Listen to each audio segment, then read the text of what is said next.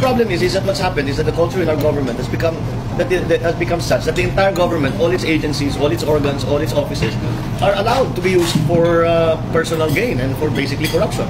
How many high-profile investigations have we seen in the Senate? How many well-proven incidents of corruption have we seen in government? None of them have been punished. It's a culture in government that corruption is okay. The problem is that what's happened is that the culture in our government has become such that the entire government, all its agencies, all its organs, all its offices are allowed to be used for personal gain and for basically corruption. How many high-profile investigations have we seen in the Senate? How many well-proven incidents of corruption? The problem is that what's happened is that the culture in our government has become such that the entire government, all its agencies, all its organs, all its offices are allowed to be used for personal gain and for basically corruption. How many high-profile investigations have we seen in the Senate? How many well-proven incidents of corruption have we seen in government? None of them have been punished. It's a culture in government that corruption is okay. This administration basically has said to all of its people that it's okay for you to make money in government. To take a little percentage here, to get a kickback, to overprice, okay lang yun. That's part of the way we do business. And that is a dangerous thing. You have to prosecute the laws strictly. And you have to prosecute someone who is, in fact, somebody who's prominent. And show that you are serious in prosecuting anybody. Mahiya naman kayo sa inyong kapwa Pilipino. Walang special na pagtrato, walang sinasanto. I do not negotiate with criminals. May isang lumang video na hindi ko inaakalang babalikan ko pa. Pero nung napanood ko, nangilabot ako. Hindi dahil sa nostalgia, hindi rin dahil sa mga sinabi niya, kundi parang may nakatagong blueprint na 22 years bago nabuo. Marami na akong napapanood na interview ni PBBM, pero itong isang ito na lumang clip, ibang klase ang tama. Bakit? Dahil habang tumatagal na pinapanood, unti-unti kong nare-realize na hala, parang sinulat niya noon pa ang eksaktong problema ng bansa ngayon. At ang mas nakakagulat, parang sinulat niya rin ang solusyon. Pero teka, bago sabihin kung ano yung linya niya na literal na nagpatintig sa balahibo ko, balikan muna natin saglit yung mismong video. Sa video, kalmado si PBBM, walang drama, walang hype, pero habang nagsasalita siya, para siyang nagbubunyag ng sikreto ng gobyerno na hindi dapat marinig ng ordinaryong tao. Sabi niya, the problem is that the culture in our government has become such that the entire government is allowed to be used for personal gain and basically corruption. Medyo normal pang Senate hearing level, pero pagkatapos nun, bigla siyang humataw. None of them have been punished. Doon ako napahinto kasi totoo. Sabi niya yan 22 years ago, pero parang ngayon niya lang binanggit. Parang ngayon lang biglang naging relevant. Parang ngayon lang nagmaterialize sa mata ng publiko. Pero hindi pa yun ang dahilan ng pagtaas ng respeto ko sa kanya. Hindi pa.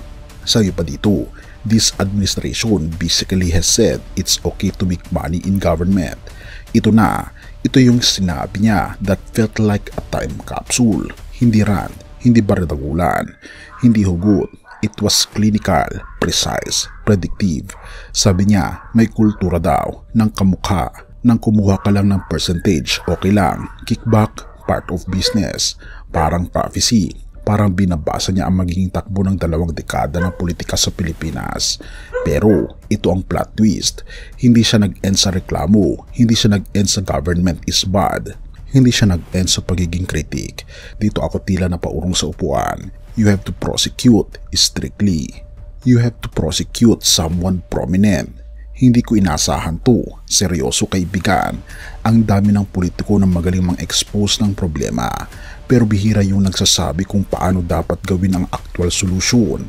Mas bihira yung may lakas ng loob sabihin na kailangang unahin ang prominent. Pero ito pa yung mas malupit na linya.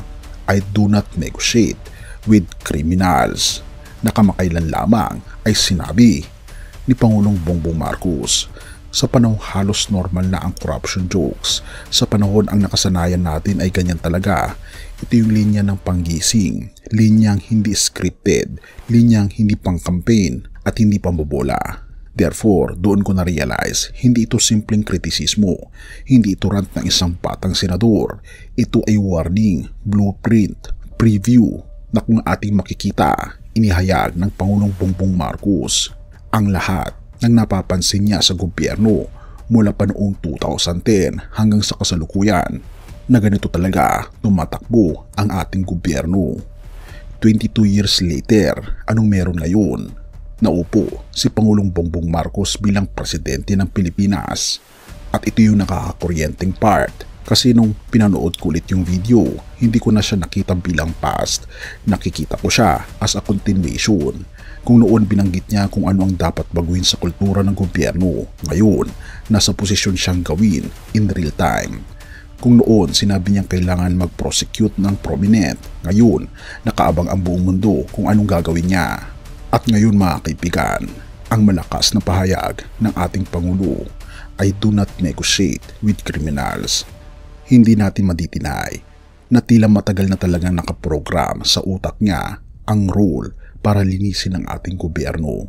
Hindi natin madidinay na tumaas talaga ang respeto natin sa kanya. Ang tanong, genius ba to o destiny?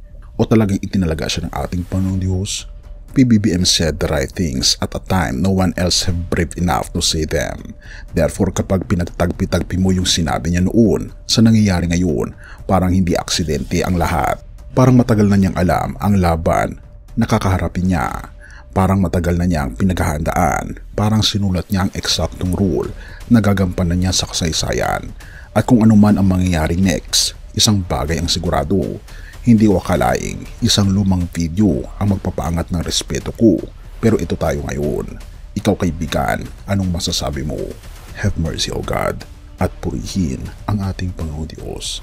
Habang nakatitig ako sa lumang video ni PBBM at habang nararamdaman ko yung Blueprint 5 sa buong sinasabi niya, bigla akong natigilan kasi na-realize ko kung ang isang tao ay pwedeng magplano ng 22 years pero may isang mas matagal, mas malalim, mas perpektong blueprint na ginawa ng hindi tao kundi ng ating Panginoong Diyos mismo.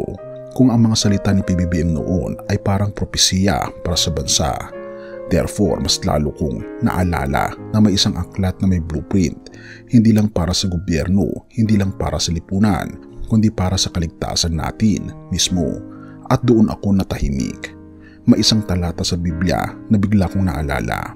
John 5 verse 39, search the scriptures, for in them you think you have eternal life, and they are they which testify of me. Grabe no?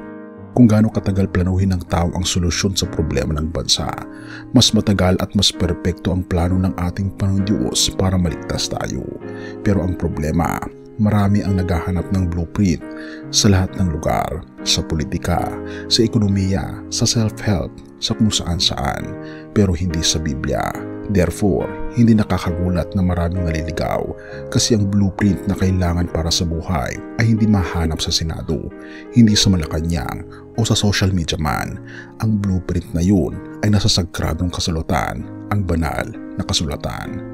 Kung nagkakaroon tayo ng respeto sa taong may vision, mas lalo tayong dapat humanga sa ating Panginoon Diyos na may blueprint ng eternal life bago pa tayo pinanganak. Kung nagugulat tayo sa planong hinulma ng 22 years, mas lalo tayong dapat maghanap ng planong hinulma for eternity. Kung naghahanap tayo ng solusyon sa problema ng bansa, kaibigan, pero ang pinakaunang dapat hanapin natin ay ang solusyon na problema para sa ating mga kaluluwa. Therefore, kung isang bagay tayong hindi dapat sayangin, ito yun. Hanapin, basahin at unawain ang Biblia dahil doon nakasulat ang blueprint ng kaligtasan mo. At doon natin makikita ang daan patungo sa ating Panginoong Diyos. Kaibigan, purihin ang ating Panginoong Diyos. At kung wala ka pang Biblia, i-click mo lang dito sa left side ang link para mag-order na ngayon. Purihin ang ating Panginoong Diyos at tayo manalangin. Ama naming Diyos na mga pangyarihan sa lahat na nasa langit, kami po ay lumalapit sa iyo na may kababaang loob na aming pong itinatagubili ng aming buhay sa inyo.